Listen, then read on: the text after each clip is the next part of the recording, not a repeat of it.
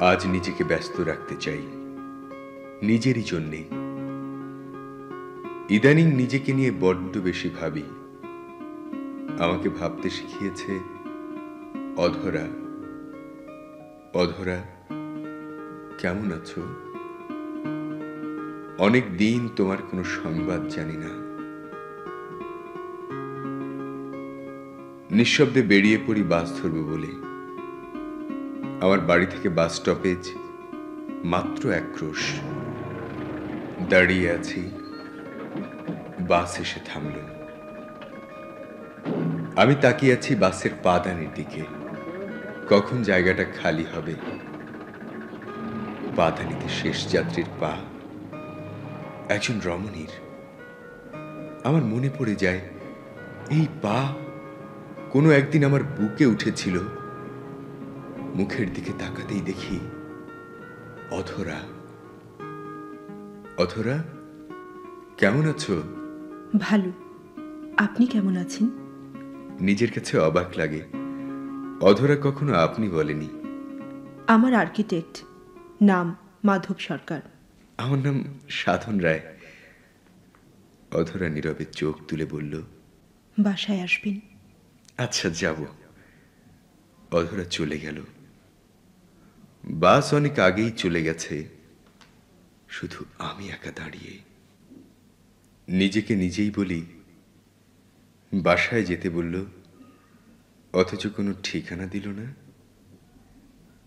স্বামী আর্কিটেক্ট, নামধামও বেশ আছে মাধব সরকারের। হয়তো সন্ধান করলেই পাওয়া যাবে।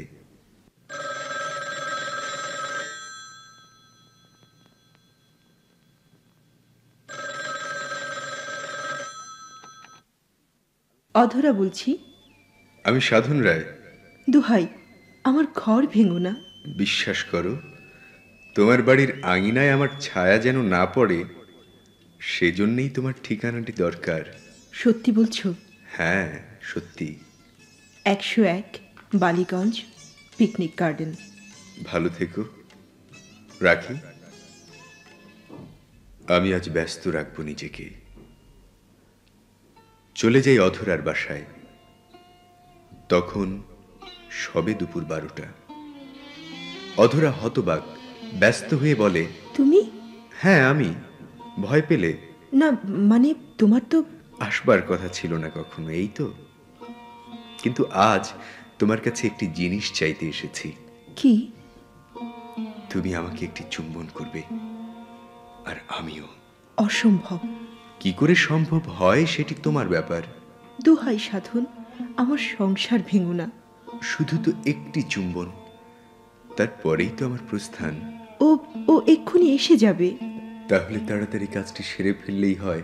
সাধন, আমি তোমার কাছে। শুধু তো একটি। হৃদয় কাঁপিয়ে দরজায় কড়া নড়ে ওঠে। অধরা নিজেকে সামলে নিতে পারে না। আমার মাথায় আঘাত করে ভালোবাসার ফুলদানি। দরজা খুলতেই একজন বৃদ্ধ ভিখারি চাইছে 5টি পয়সা।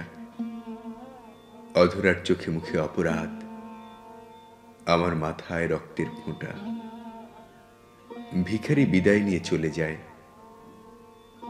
অধরা আমার ঠোঁটের ওপর ঠোঁট রেখে বিষ ঢেলে দেয়। আমি তখন ক্লান্ত।